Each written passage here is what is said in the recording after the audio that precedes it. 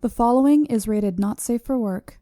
It contains strong language, adult situations, and lots of spoilers. Discretion is advised. In the criminal justice system, cinematic-based offenses are considered especially heinous. The dedicated attorneys who investigate these villainous films are members of an elite squad known as the Reels of Justice. These are their stories.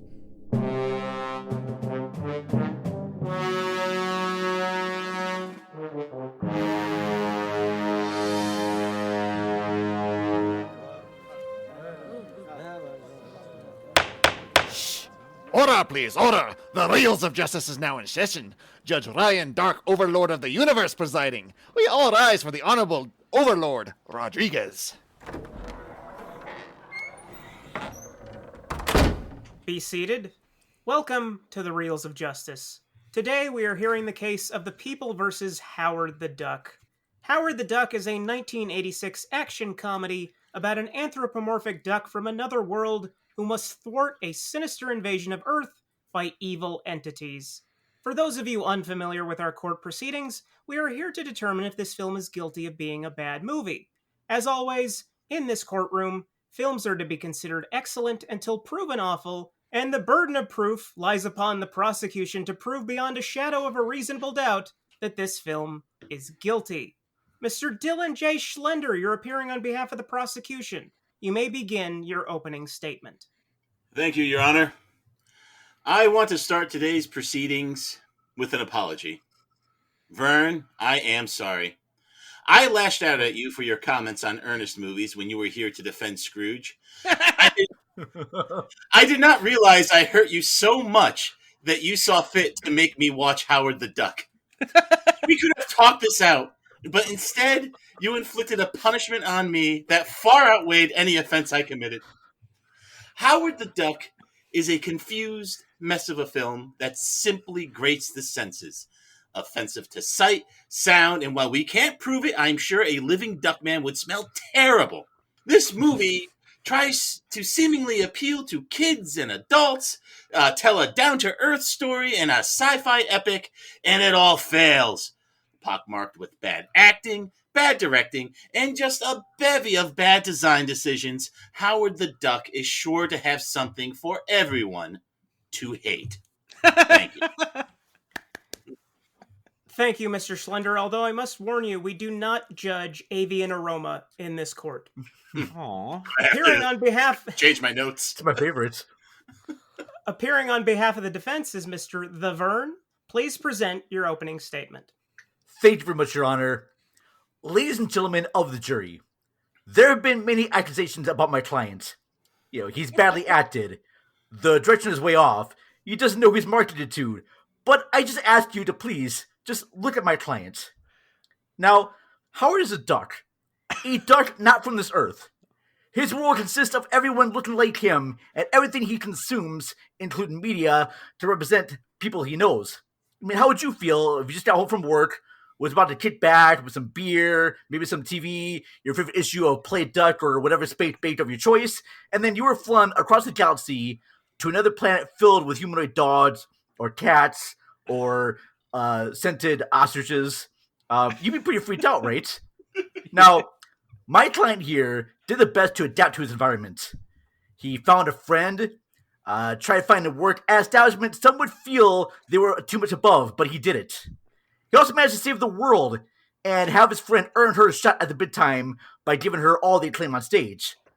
I'm going to prove that not only does Howard the Duck not be considered the worst movie ever made, I'm also going to prove how it's an absurdly beautiful story about love, friendship, and most of all, acceptance.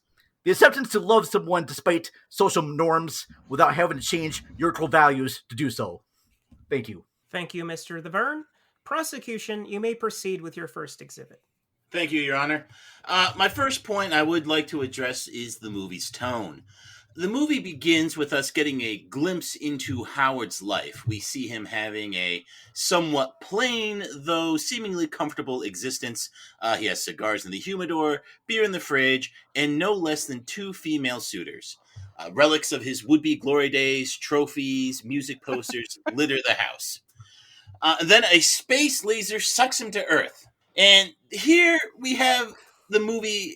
It has an interesting chance to explore this malaise of life that Howard seemed to have been wallowing in. And this is a theme that's very common in Generation X material, that this idea of the failure to reach your dreams or to sell out or fate's worse than death. And that's what propels Howard forward, not only to get home, but to help Leah Thompson.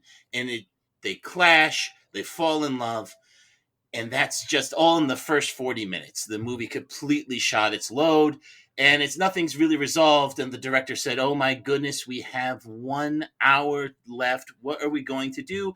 And they tried to turn it into this very bizarre action adventure alien fighting movie with no less than 2 chase scenes that, again, just very long and convoluted. It's loud, offensive, and it repeats itself, and it's ultimately very, very unsatisfying. And this movie ultimately does not have any interesting commentary on not only Howard's life, but anyone else he meets. Defense, would you care to rebut the somehow possibly sloppy structure of the film? Okay. Well, now here's the thing too. Howard, when you meet Howard, he's got done with work, is very downtrodden about the job he has, and even tells Beverly later on too that, hey, I wanted to be a musician. My parents wanted me to go to like med school, but I didn't want to do that. Now I'm working construction. I work construction. Now I'm just basically an office guy, and he feels like I had my shot, and I just totally ruined it.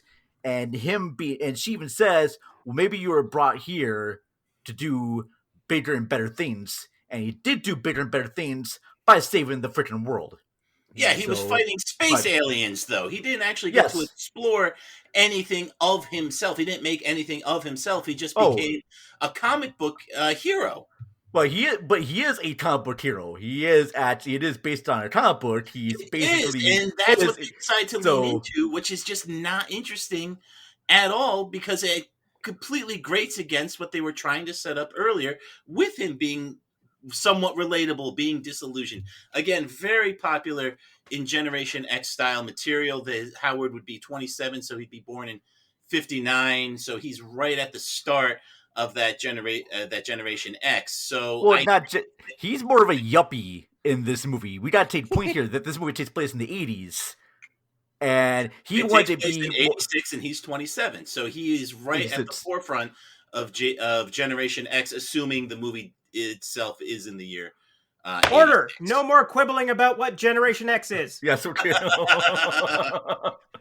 Very well, Your Honor.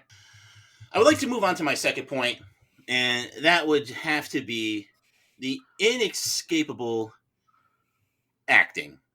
I can only assume that this duck suit was so stifling that everything had to be done in one take. Leah Thompson's performance, to call it wooden, would be an insult to oak. Whoa! Robin's over-the-top performance as a lab tech is so jarring and annoying. Every time he's on the screen, you just can't wait for them to move on. And let us not forget registered sex offender Jeffrey Jones and his nauseating turn. Objection. To what? Are you going to say under oath that Jeffrey Jones is not a registered sex offender? Objection, because his crimes have nothing to do with his acting in this movie. I am putting who Jeffrey Jones is into context. If someone doesn't understand which Jeffrey Jones I'm talking about the registered sex offender Jeffrey Jones. I am going to sustain that objection, though. That is true. It has nothing to do with his performance. Although we should judge him for it, yes. Well, okay, so gentleman of ill repute Jeffrey Jones and his nauseating turn as a scientist possessed by a dark lord from the demon realm. And then we also cannot ignore Howard. All the lines are delivered in the same cadence, clearly just read from the script and into a mic, and not acted or felt. And this is because those lines had to be dubbed in after the fact. It shows, and it's painful to listen to. And again, I am assuming painful to smell. Defense, would you care to defend the honor of the performances in the film? Yes, I would actually. So here's the thing too. Howard the Duck had an actor inside the suit, a guy by the name of Ed Gale, who also was Chucky in the Child Plays movies. So he's wearing like this animatronic head on his head, and he's not able to see anything. So he's got to be able to do all the movements of this character, basically being blind throughout the whole thing. And then you have this teams of puppeteers who are doing all the facial expressions that Howard does. Everything from the eyebrow movement to the lip curl to everything. And that is an amazing piece of animatronic animation right there. The puppetry in this movie is just beyond really amazing. And I want to make a comment too about Leah Thompson. Leah Thompson is really good in this. The band that she has, Cherry Bomb, that's actually her singing this movie. She's not being dubbed. Her band actually was being trained by Thomas Dolby to do all the musicianships to make them seem like a real band, and they pulled off. I think the soundtrack is amazing. Also, Leah Thompson's Beverly makes you believe that a girl could fall in love with a duck. And I gotta say, if Sally Hawkins can get an Oscar nomination for making us believe she could have sex with a fish man in the shape of water, so it's very legit that Leah Thompson could do the same thing too. I would have to disagree. When Leah Thompson is laying in bed with Howard and delivers these cringy lines, please, in the jury, you'll have your turn to deliver. Jury, shut up! Thank you, Your Honor. Please proceed, prosecution. When she's laying in bed and she says, maybe I should be looking in the animal kingdom. I mean, this is so cringy. It is awkward. It is painful to watch. Thank God registered sex offender Jeffrey Jones's character comes in to break up that awkward scene. Oh, I'm sorry. Thank God Jeffrey Jones, playing the nauseating scientist who would eventually become possessed by a dark lord from the demon realm, comes in to break up that scene. But there is a next, if I can move on to my next point. You may. Thank you.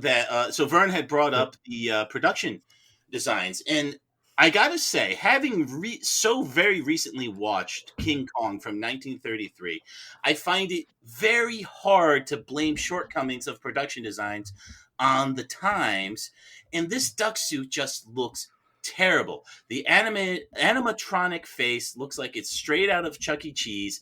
That's what it looks like, is that it's a robot duck walking around. It feels lifeless, it's cold, and it's scary.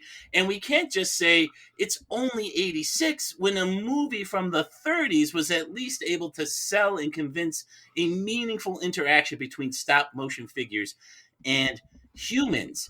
And moving into the stop motion, the Dark Lord at the end, that stop motion bit is interesting, but it's ultimately like putting truffle oil on Del Taco. That's right, Ben, I'm stealing your bit. Defense, would you care to discuss the relative merits of truffle oil? I don't know. I can't just defend or praise truffle oil. I gotta do some more research on that, so I apologize. But I want to comment back what you said about the whole seduction scene between Howard and Beverly, because this has been a scene that has been argued about for years. Okay, now let me say something here. Now, in the seduction scene, everyone talks about how weird it is for a woman to seduce a duck, but what they fail to mention is that this woman, Beverly, is confident in her sexuality. Now, beginning, Howard starts coming on to her, and she turns the table and takes control. She becomes more dominant, and he becomes the submissive person. And I gotta say, that's a very bold movie to have, especially in a comic book adaptation, to actually have the tables be flipped around and have the woman be the strong one. And it's true, she was just kind of like playing around because she saw of him like kind of doing flirtations with her, and she's like, you know what? Okay, buddy, we're gonna see what you're up to. All right, and she does. She calls him on his game. Calls it a bluff. Yeah, she calls a bluff, and I found it to be actually just really amazing. And you're right, Dylan. There probably has been animatronics been done in the past, have been done maybe slightly better, but I still find the animatronic work in Howard's face to be really engaging, and it kind of like breaks my heart sometimes. Like when they first meet in the alleyway after he performs Dark Fu, and she Quack walks Fu. away. Quack Fu. Quack Fu, sorry. And she walks away, and you see him being down. I just felt sad. It felt weird. There's like a kind of a connection there. Even at the end, where they're about to like kiss and whatnot, I felt all the butterflies in my stomach, and it worked for me. I felt just nothing but love and appreciation. Now, Defense, may I ask a quick question? Sure. As we all know, ducks have corkscrew penises. How would that work? Okay. We all know. We all know Right. now. I will say this though. This is not your typical duck. These are duck with, they can speak English. They have human proportion things. I understand too that as evolution happened, the penises would change and whatnot. That's what you understand from evolution. I didn't realize that was a big Humans part used of to have evolution, corkscrew penis penises sizes. too. We're Neanderthals. You all Okay. took different classes than I took. Interesting. Well, that was either Does nobody Hey, go else here back have to- a corkscrew penis? I got No, mine. Maynard, flattened. you're circumcised. It's different. All right, order. I don't I'm sorry either. we brought it up. say you. I don't either. Clear. Yeah, no, I don't. All right, I would Hey. just like to respond to the non-penis stuff that Vern said for a moment. Boo. Please do. Please All right. do. Because I've got a whole section on penis stuff later. So I think that when we're going back to the seduction scene, and one of the reasons it hurts the movie and not helps it is because it goes back to that tonal confusion. You have Howard being somewhat of a raunchy kind of guy. Like, he clearly molests the cherry bomb girls in the dressing room. He pulls at one of the tassels. He cups the butt of the other one. But it's fun. That happened. That is literally in the movie. He did. He touched her butt. You can go back. He should be a registered sex offender, just like someone else who I won't mention. I will say that he did try to molest the social worker and then was stopped from doing so.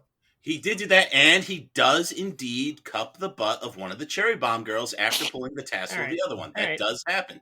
I have no reason to lie in this court. And besides, it's not like that's going to make Howard the Duck bad. There's so many other things that make it bad that we've talked about. But anyway, my point is the tonal confusion is this movie tried to have it both ways. It tried to be adult. It tried to be for kids. And it just did not end up working. They needed to crank up the raunchiness to really sell and make this movie work. They probably should have gone all the way and actually have had human duck sex, even if they were going to do it just behind the sheet.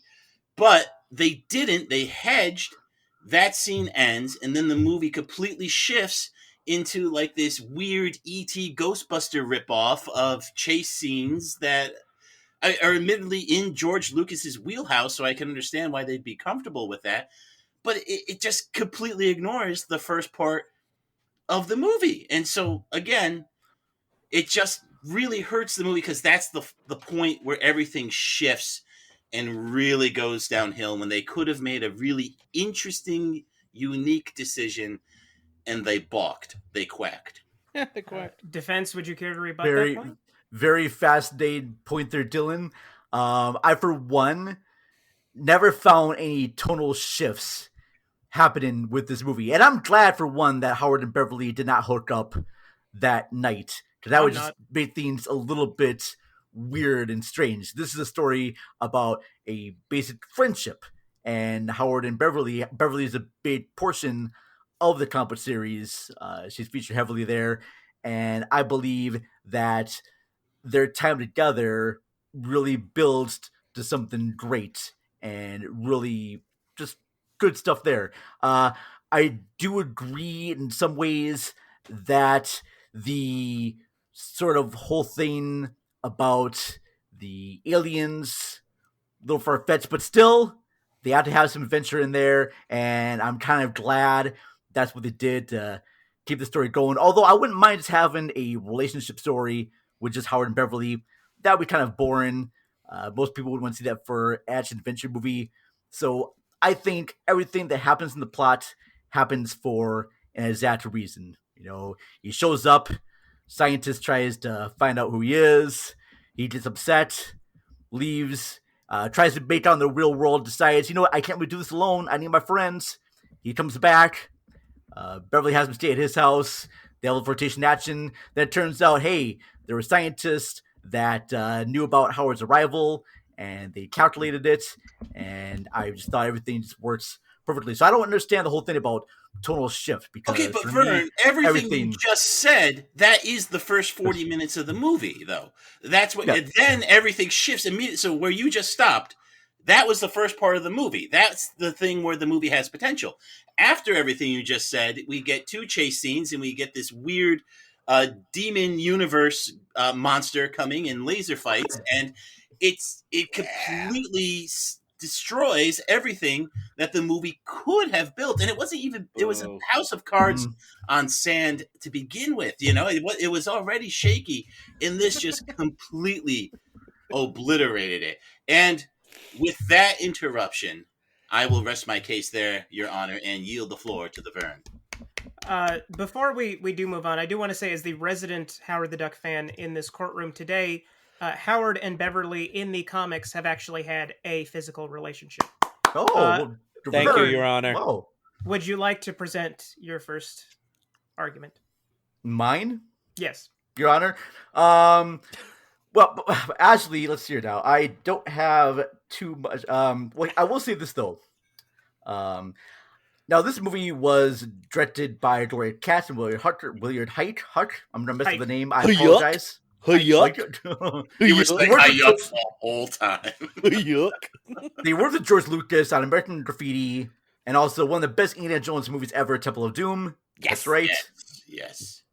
And so they want to adapt this feature. George Lucas saw this kind of noirish comic book about this duck, and he thought, hey, this would be a great movie. And I know they wanted to make this movie be animated, but the studios were like, no, we got this movie be like live action. And they put like a lot of work to this. You mentioned about the creature at the end. That was by Phil Tippett, who did all the great stop motion animation in RoboCop. You got John Barry, the guy who scored a bunch of James Bond features, to do the score for this movie. You got the soundtrack, and as weird and crazy as that band is, those songs are bangers, all right? Like Hunger City, Howard the Duck, all the songs by Thomas Dolby. Even Howard the Duck had collaborations between Thomas Dolby and George Clinton. And I think they just put like a lot of work into this movie, and it's absurd. It's a very absurd movie.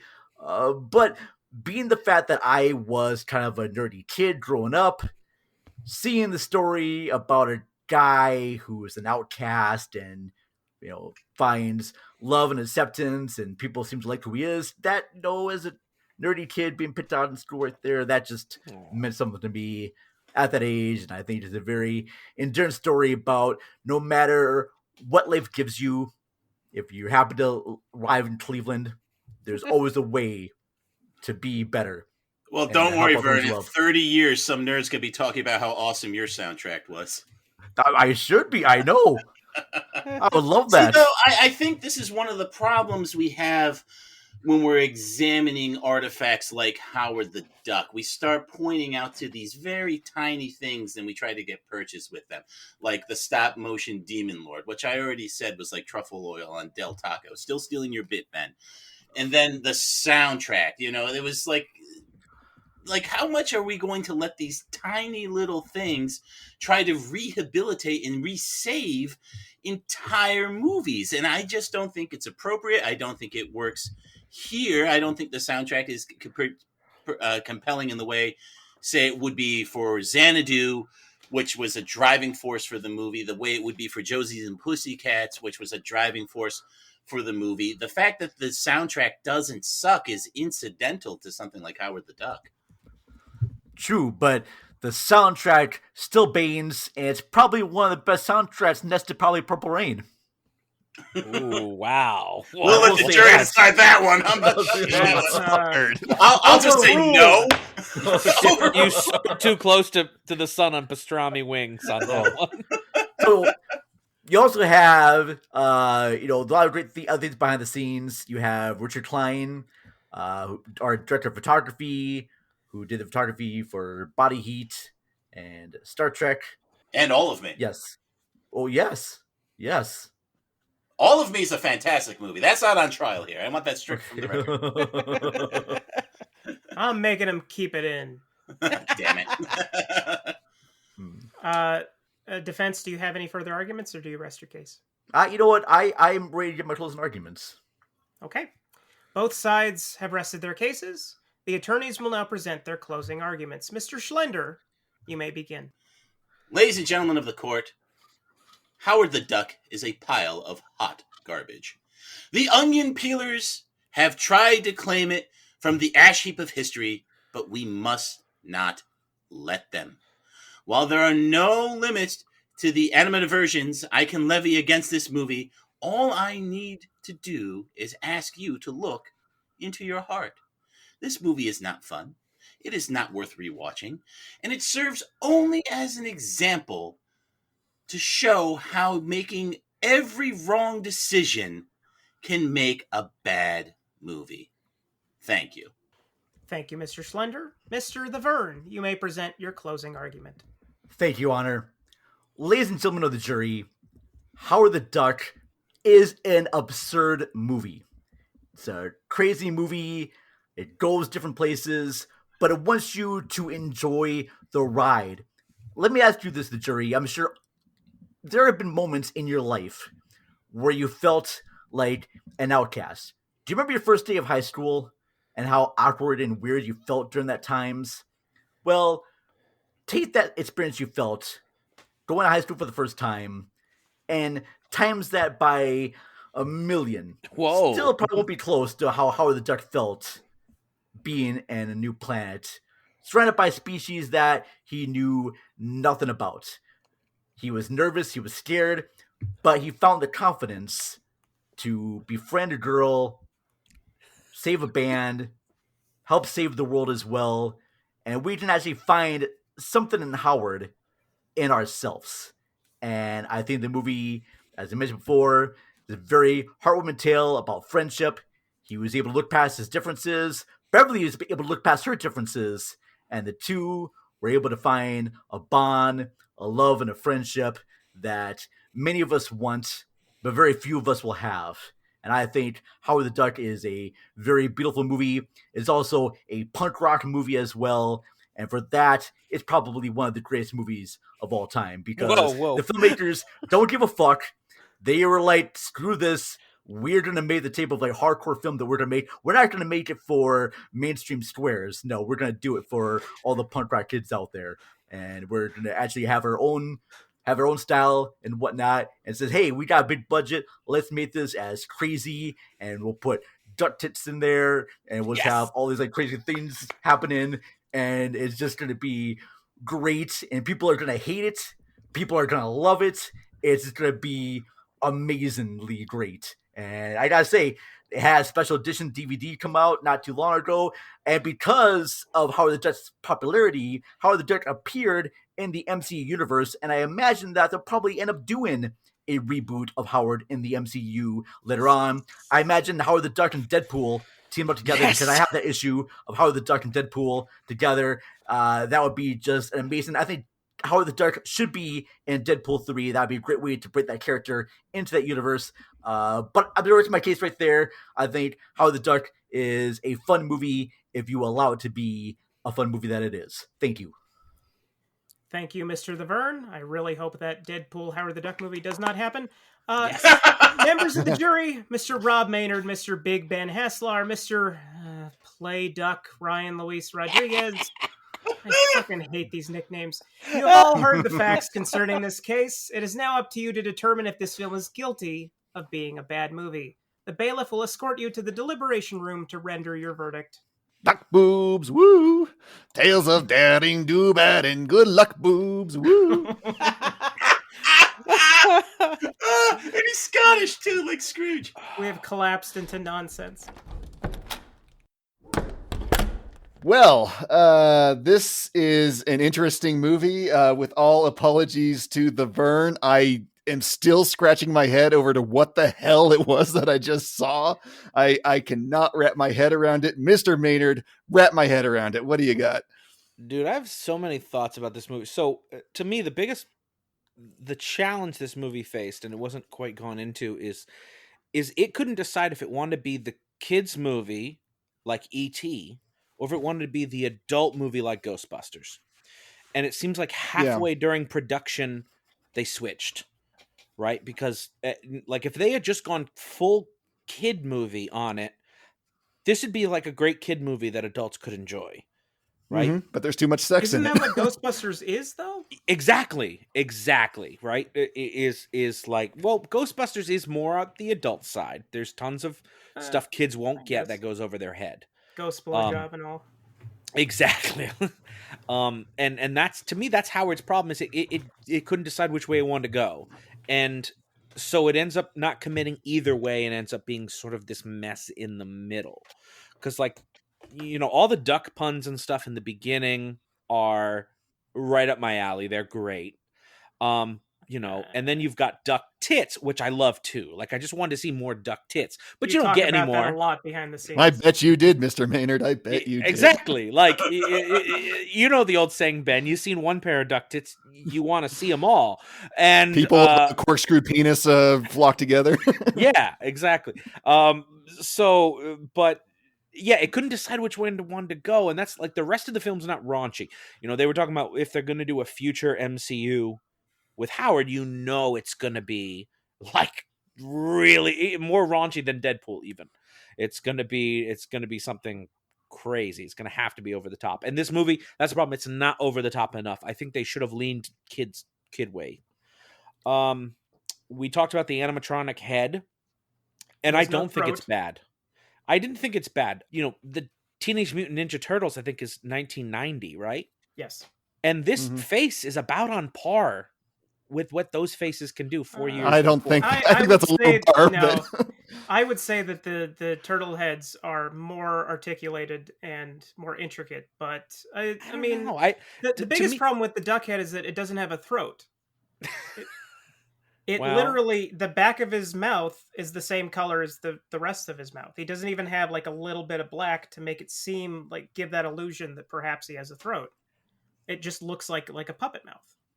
I admit my failings as a viewer. I did not stare hard enough at Howard's throat. I was looking a lot. I believe you. I always gotta look at that duck throat. But like, just thinking on my viewing, got a fetish.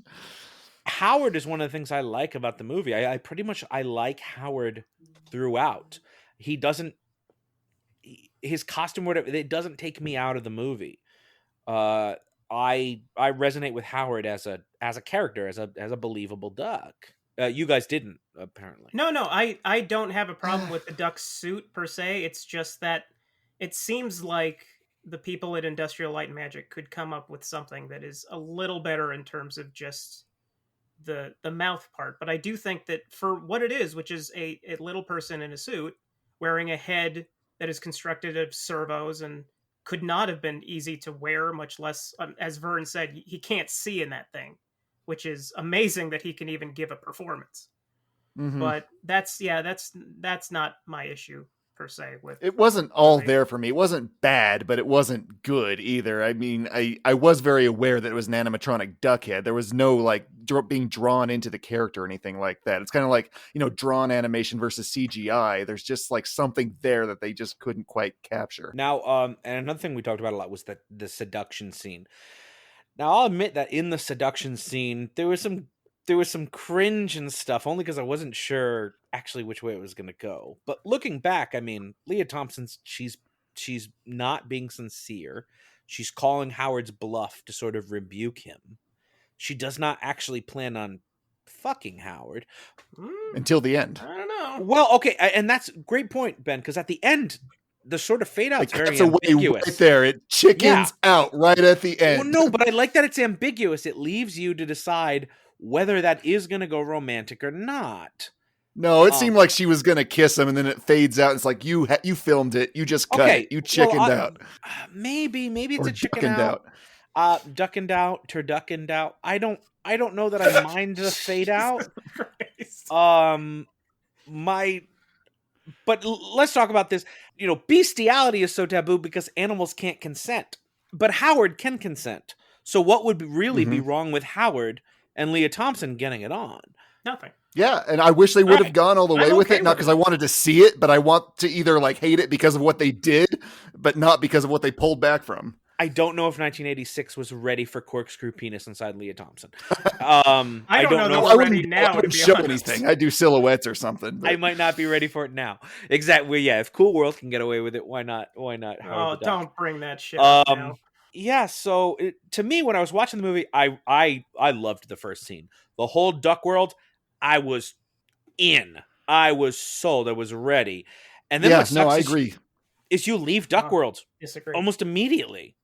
You didn't like Duck World. What did you hate about Duck World, Well, Brian? so my biggest problem with the entire movie and its setup in the beginning is that, and I know I've said before that I don't care if a movie strays from the source material, but that is only if the new interpretation is good or better, and this is neither.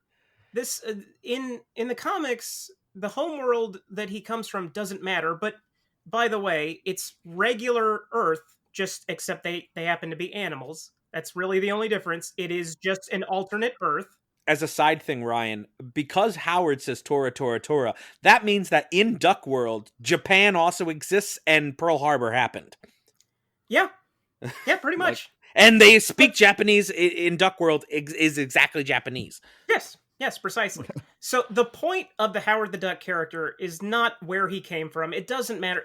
No matter where he is, he's going to be miserable. That's the point. The character of Howard in the comics also is not a hero. He does not want to help anyone. He wants to sit down, have a drink, light up a cigar,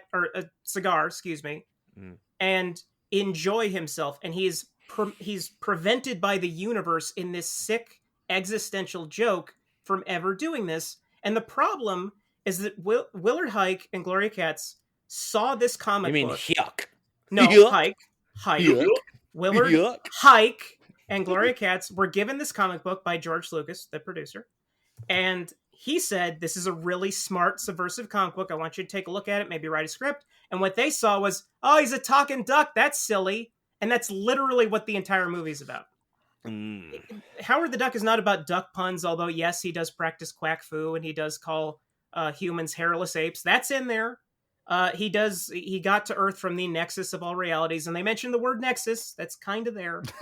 But it's all very inconsequential, and it turns this perfectly idiosyncratic work into this just run-of-the-mill shitty family fantasy sci-fi movie. I mean, that's an interesting point, Ryan, that I didn't really think about. I don't know the comics. And it does sound like the comics are better. They're so good. It sounds like the comics are Steve much Gerber better. is a fucking genius. You know, for my money, I was viewing this as like a kid's movie that some producer tried to pull more adult, like Ghostbusters, and that kind of fucked up the whole tone of it. Whereas I think it would be, fine as an adorable little kids movie. I do appreciate the source material being betrayed, but just trying to think of the movie in a bubble. That's what I try to do, but I can do that if it's good or better. This is neither.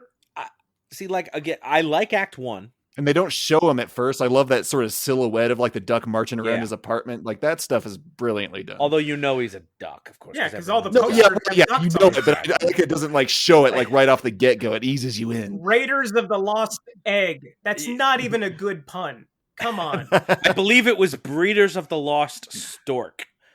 Ryan. That's still stupid. It is still stupid. That's not even like Rocky and Bullwinkle stupid. That's the pun just stupid. right, please. Get the pun right. It's not Rocky and Bullwinkle, but nothing can be Shakespeare like Rocky and Bullwinkle. That's true. But I also like Act 3. I actually like when registered sex offender Jeffrey Jones finally becomes his ultimate monster form. Even as humanoid monster form, who's shooting lasers, and before he becomes his claymation entity, which is not bad.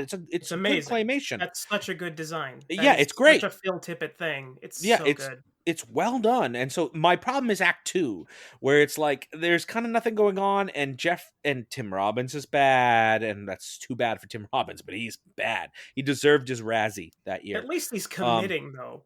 At least he knows committing. What movie he's in.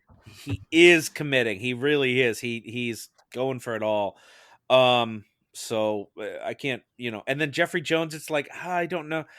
The problem with Jeffrey Jones is I don't think his performance is so over the top, because like if Tim Robbins knows what movies he's in, so does Jeffrey Jones. But like the dialogue he's delivering is so exposition heavy that it's like very standard villain shit. There's Yeah. nothing interesting. Even the like the verbiage of it. There's nothing about it that makes me believe that there is a cosmic other world of evil dark overlords. It just sounds like something that you would probably say when you're playing Dungeons and Dragons. It's very boilerplate. It's not specific in a way that makes me believe that character. But in the third act, though, like Howard pulls out this gun that sort of fixes everything out of his ass, and it like sort of just like restores Jeffrey Jones's hair. Like, what is up with that? Come on. Where else is he going to put the gun, Ben? He's got to put it up his ass. Got to put up his ass. It's an adult movie. So yeah, I mean, to me, the tone shifts are really the death of this movie. If it could have committed one way or the other, maybe it could have been a cute little movie. I will say that I love the last 5 minutes. Those are the only 5 minutes that I will stand. You love by the Howard. I love the Thomas Dolby music. I will not go by this. It's as good as Purple Rain. No, I won't just go want by to that. be on stage to do your guitar solo. You got it ready. I know you do. It reminds me, because I just watched Star Wars last night, and it reminds me of, I got like, I always get goosebumps when the medal ceremony happens at the end, even though clearly in the next movie it all goes to shit. So it's like, well, why did we spend 20 minutes making a medal ceremony? It feels very ceremonial in a way that is completely uncalled for. But you got to celebrate your little victories every now and then, Ryan. But even though I did not enjoy any of the hour and 45 minutes that lead up to those last 5 minutes, I get those goosebumps when they play that song, because I love it when a movie ends with a thesis song that explains why you just watched everything. And especially when the song is as good as it is. It's like, so that's why I was here. Oh, because he's going to save us. Got it. Thank you, song. Howard the Duck. So I'll be the first to go on record, and I do want to touch on, like, Del Taco already is good, but truffle oil would make it better. So bad comparison there. I don't know who Dylan was talking about, because I think he's referring to some other lawyer. I, as a juror, love Del Taco's stale crinkle cut fries. Delicious. Really I've never eaten delicious. Del Taco in my life. It's really good. If you've ever had Taco Bell, it beats the shit out of it. And also, Temple of Doom, I will mention, is at least probably in my top 4 Indiana Jones films ever made. It is the second best Indiana Jones. It's in your top 4 Indiana Jones films. Yeah. Out of 4. Yeah.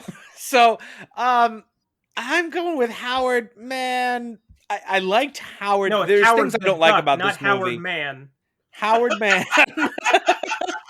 Howard Man is definitely not guilty, but Howard the Duck, Vern had a good case. He went for the humanizing efforts. He went for the humanizing aspects of, like, what this story could have been about, more about Howard is a duck out of water who still manages to make a friend and save people that he really shouldn't even care about. Which is not what Howard the Duck is about. It's not what Howard the Duck is about in the comics, but it is what Howard the Duck is about in this movie that bastardizes the comics. Yes. So for me, thinking about that in a bubble, if they took out a couple of sexual innuendo scenes, and they took out a couple of duck tits, even though I loved them, this would be a movie I'd show kids happily.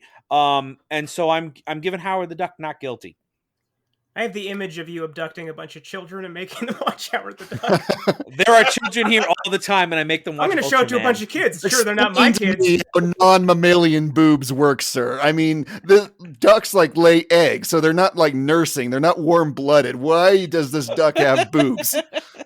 Because they're sweet. Because they knew tits. that somebody should remember something about this film, and apparently, according to the internet, that is all anyone remembers about it. They want some mallard memories, man. And why can't Howard swim? Because ducks have oil on their feathers, right? They just kind of float on the water. They don't swim; they float. That's the joke, Ben. No, if you're gonna go with it, go all the way. I mean, make sense in your universe. Don't just throw rules around just to make a joke out of it. Well, that's actually what the comic book is about, but I'm not going to step on your point, Ben. Okay. Well, no, I trust you. Well, I'm going to go against Rob. I'm going to say if George Lucas, he gave me at least 4 or 5 of my favorite movies, but if I ever met him in person, I might have to punch him in the face over this. I'm going guilty. It's funny you want to punch him in the face because I would go lower. Let's see. But would you punch sexy George Lucas? Is there a sexy George Lucas? Yes, Google it, and you'll thank me later. No, I'm good. Everyone listening, Google sexy George learned Lucas. not to Google what Rob tells me to Google. Please Google sexy George Lucas. You'll thank me later. You showed it to a bunch of children, didn't you? What am I thinking? I get to decide who lives and dies. This is interesting. Not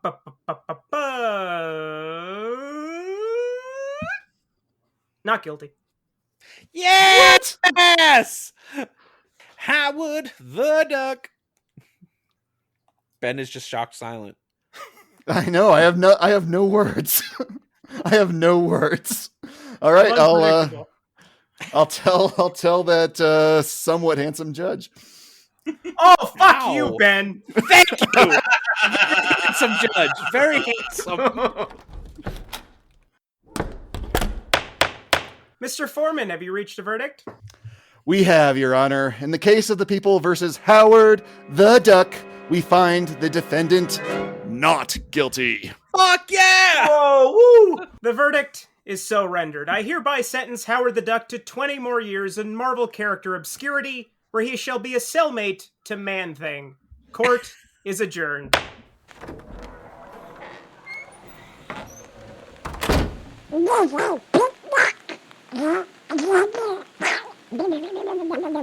Well, thank you very much. This was a bold day for ducks everywhere, and also a bold day for women that want to sleep with ducks, humanoid ducks. So I gotta say, thank you very much to the jury. I'm just very flabbergasted that Howard the Duck is not considered a bad movie by the rules of justice. This is a complete honor, and I'm loving this. So thank you. Well, Mr. Quacks, it's a sad day to see the Reels of Justice throw in with the onion peelers, but maybe I'm just not good at fighting off the cultural barbarians. Maybe I need to find a new shtick. Is the Gobblegoo Gazette hiring? I will send in my resume. Thank you.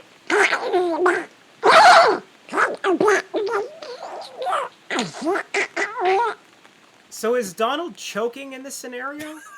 Now we're doing some weird, fetish play here. Daisy's in the corner. It's kinda very like, meta. Should I call a doctor? It's very meta. Yes. It's a high level character. He's not a duck who talks like a person. You know, he's just a duck who talks.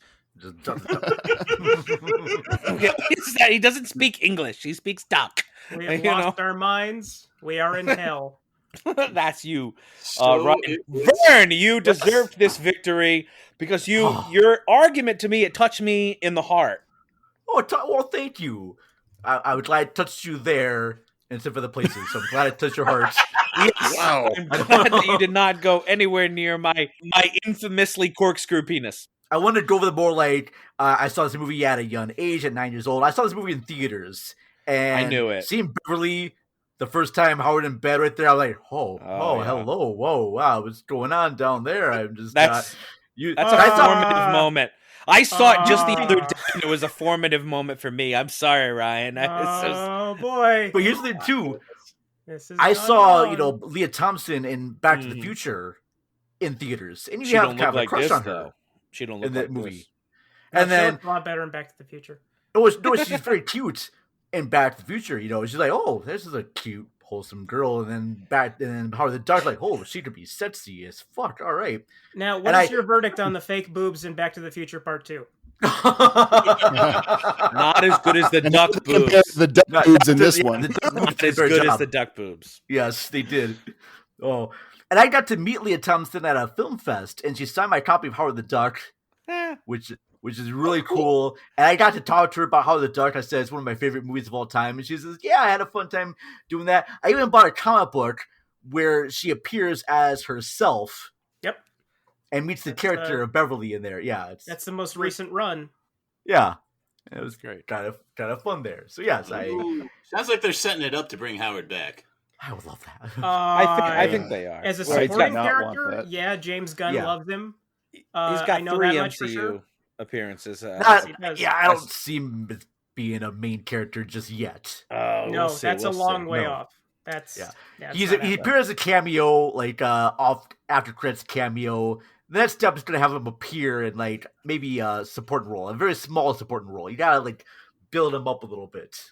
He'll be Deadpool's fluffer. Because clearly we're all God, clamoring oh, for wow. him. Let's stop wishing this Deadpool crossover. You know going. it's gonna happen because I Ryan Reynolds is don't gonna want it to demand it. happen, though. I don't want it to happen. So Have you Vern, not read that comic book of Deadpool, Howard the Duck, where they mash up? Apparently, Deadpool becomes Howard the Duck. They have a body swap type of Yeah. Deadpool.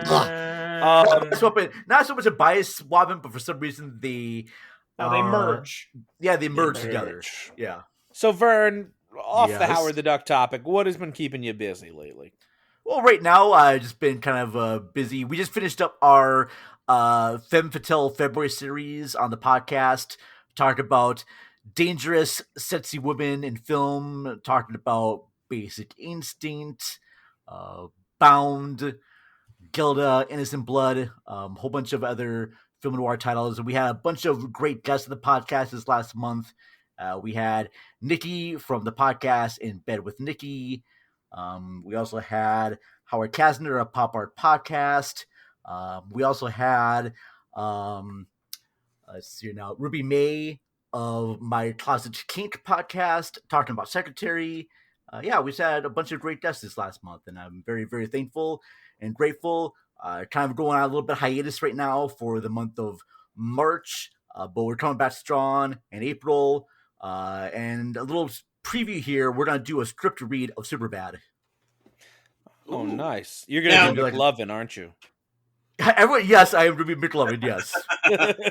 All right, now, Vern, I was listening to your latest episode about Gilda, and I have to ask, you were talking to Nikki about this bar fight you were in, but you demurred on going into the details. I want you to go into the details. How did this bar fight happen, and why exactly did you Reels throw of the Justice rat across the exclusive. Oh, bar? I know. okay. So I go to a bar with buddies of mine. We were in a band, and we were out, do a little pre-drinking and playing music, and we decided to go to the bar because it's really close to where his house is. I mean, we could practically walk there. So we drive there, we show up at the bar, and these two girls to my left when I enter the bar, they're just like, hey, they were like kind of getting buzzed and hammered, like, hey, how's it going? I said, hey, how you been? Go sit down at our table. Two of the guys go to get drinks. I sit down when the girls comes up to the table where I'm at, and she's sitting across from me, and we're just talking, shooting the shit. It's Friday night. We're done. We're happy that the week's done with. Just having normal conversations. This guy comes up to her and puts his arms around her and just stares at me. Just kind of stares at me. And I was like, hey, buddy, how's it going? I'm Vern. And he just says, hey. So I think nothing of it. She leaves. I go outside for a smoke. Sitting there having a smoke, and the same guy comes up to me and he says, hey, man, you seem like a nice guy here. Should just let you know that you might want to be careful who you talk to because you're not quite sure who you meet up there. And, of course, I said to him, like I said on the show, well, is she a vampire? I mean, She was. And Natural she assumption, was. yes. I mean, he could be trying to warn me. And as the bar's starting to close down, and we're getting ready to leave to go back to home or some other place, I forget where we're going. The girl I was talking to earlier, she's like, hey, you want to dance? And I was like, sure, all right. So we dance, and we do like this very kind of like friendly, almost like father and daughter type of like swing dancing. I I'm not wouldn't doing describe it like that, Vern. But I'm not grinding on her. I'm not grabbing her ass or anything like that. I'm just doing very, very, simple fan of Leah Thompson that you are. yeah. If Leah Thompson is in bed like that, crawling into bed, she says, "Watch David Letterman." Well, no, something's. I was going for Back to the Future. Okay. Her feet are on top of yours, like when you dance with a kid at a wedding. It's very sweet. Oh, that is cute. So anyway, get back to the almost in the story here. So we danced for a little bit, and then her boyfriend or whatever comes to me and like breaks it up and says, "No, just take a hike, man. No." And I said, "What the fuck? All right, we're just sitting here dancing." He's like, "No, you don't walk, all right." And I was like, "Fuck it." And so we're going out the door, and then he runs at my friend who was talking with the other girl. He runs at my other friend, pushes him down, and starts kicking him. And so I grab the dude, and I pick him up, and I throw him on the ground, and I run at him to kick him in the face. And that's when the bartender jumps over the bar and breaks us up and kicks us out and sends us on our way. And that was the bar fight. Yes. And that bartender story, ladies and gentlemen. Wall. Yes. The bar fight, folks. And these are the kind of stories you can hear every week on your podcast, which is called Reels of Justice. No! Cinema Recall. Plug your own Cinema show Recall. here. Oh, God, I'm trying to give you a shout out. Cinema Recall. Cinema Recall, which you can hear on. Cinema Recall. Well, okay, is this on Spotify, Apple? What do you got? Oh, sorry. No, Vern's not wrong. You can hear Cinema Recall on Cinema Recall. Stitcher, Spotify, Stitcher, Podchaser, Apple Podcasts, any type of your podcast links, just search for Cinema Recall. You can always go to our site, cinemarecall.net. There's actually a page that tells you all the great places to listen to us. You can find all of our episodes on there as well. No, great. That's the kind of guys we are. We're both trying to cross promote each other's show. It's a Minnesota in me. I'm sorry. Vern hasn't mentioned the name of his show at all. Now, Vern, we always ask for a recommendation from our guests for a movie that people should check out. So, what are you recommending this week? What should people check out? Another sort of fun animatronic, a movie that started off as a PG-13 movie and then later got vamped into an R-rated movie is Tammy and the T-Rex. Or Tanny and the Teenage T-Rex. Yes. Depending on which version you watch. We watched it there. Yes, but get the door cut. I believe it's on Shudder right now. There's even a great episode that the Joe Bob Briggs and Darcy did for the last drive-in talking about that movie. And it is a hoot. It is complete B-movie cheese, but it's absolutely great. And the door cut just makes it that much better. The Vinegar Syndrome Blu-ray is really good. Yes. Oh, nice. Well, I don't have the Vinegar Blu-rays. I don't have the Vinegar one. That must have some cool special features. It does. Commentary and I knew it was going to be commentary. I know. Oh, they got Ryan, so there had to be great commentary. Yeah. Ryan, what's your recommendation? I technically have two recommendations this week. So, Ryan. First, the best comic book that the character of Howard the Duck ever appeared in. It's the eponymous 2002 Max miniseries from Steve Gerber. 6 issues of glorious meta nonsense that seriously ends with Howard having a beer with God in hell. Nice.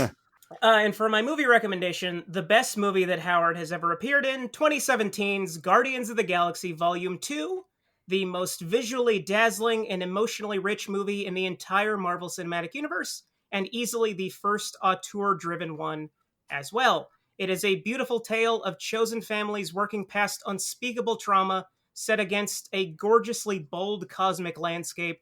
It is deeply ironic that Howard is now the property of Disney, considering that the company's lawyers made Steve Gerber redesign the character in 1977, but hopefully they won't fuck with him any further going forward. Guardians Volume 2 is streaming on Disney+. Oh. Yeah. Those are early images of Howard. Howard. That again. Those early pictures I've seen of Howard, dude, they look straight like Donald Duck, so I understand. Like, no difference at all. Well, how are you going to do a duck? Like, he's a duck. Daffy Duck managed to be quite different. Well, then he'll look like Daffy Duck. Like, come on. Ben, what have you got? My mind kept going to Sonic the Hedgehog because the plot is very similar to this movie, but I cannot recommend that movie because it's only okay. Instead, I will recommend one of my favorite alien invasion movies, which is Invasion of the Body Snatchers. It's got Donald Sutherland. Oh, that one. Yeah, 1978. It's got Donald Sutherland, America's sweetheart Jeff Goldblum, and international treasure Leonard Nimoy. Give the other movies a chance, you guys. Thank Leonard you. Nimoy. Leonard Nimoy. Leonard Nimoy. Nimoy. The famed director of 3 Men and a Baby. It's funny that you mentioned Leonard Nimoy because he's Nimoy. in my recommendation for this week. And I'm going with another movie that was released in 1986. Actually, it was released 1 week after Howard the Duck. It's one with actual cross-generational appeal to both children and man-children alike. And that is The Transformers, the movie. I thought you were going to go with Star Trek 4. You got the touch. You got the power. This animated feature, based on the excellent television series of the same name, chronicles the death of and the events. Spoilers! And the events. It's mostly about the events which transpire afterwards, as both the Autobots and the Decepticons must eventually learn to work together to overcome an even greater evil that threatens their planet of Cybertron. It features a bevy of great voice talents, including Casey Kasem, Frank Welker, Eric Idle, Robert Stack of Unsolved Mysteries, Judd Nelson of Judd Nelson, Leonard Nimoy, and appearing in his final film role, the great Orson Welles, as the planet-devouring Unicron.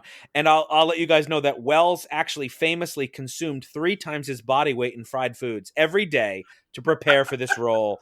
He's been preparing to play Unicron since he was 12. Exactly. He's got as big as a planet. I was born to play, baby. And of course, what really stands out in this film is the incredible soundtrack featuring Spectre General, Weird Al Yankovic, NRG, Lion, and of course 2 tremendous songs by Dauntless troubadour Stan Bush, Dare and The Touch, both of which I listen to 3 or 4 times a week. It's easily one of the best animated films in history, and you should check it out.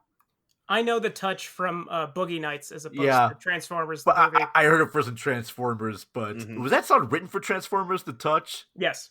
Dylan. Oh my gosh, that is amazing. Yeah. No, Stan Bush did some work in the 80s, man. So anyway, I was inspired by Maynard's pick of a sci-fi cartoon, so I'm also going to pick a sci-fi cartoon, which would be Star Chaser: The Legend of Orin, which was released in 85, and it's pretty much a Star Wars ripoff, but it has everything you want in a fun animated sci-fi adventure, and it is on Amazon Prime. Oh, wait, who animated that? It's just one of those kind of independent ones. It's not like it's Disney or anything like that. It was directed by Stephen Hahn, and I don't have much more information on that. Sounds like a Nelvana thing, but I'm not sure. It could be. I did just want to touch on that Stan Bush's The Touch was originally written for Stallone's film Cobra. They made a good choice not putting it in that film. Yeah, but it also appears in Bumblebee, 2018's Bumblebee. Yep. As It well appears it in should. every other episode of The Goldbergs. It should. That's why I listen to it 3 or 4 times a week, whether I like it or not. And Workout playlist. yes, it is. And with that, we're all out of show. But we want to thank our guest, the Vern, for joining us. Thank you so much, the Vern. Thank you very much. Thank you, Vern. Yep, Love you this did courtroom. You did an excellent Congratulations job. on your victory. We hope Thank to you have very you much, back. Dylan. Thank you. Oh, Yeah. love You're it. welcome, Vern. Yeah, really, you Yes, owe Ryan thank some you, money or Ryan. something. What's your Patreon there, Ryan?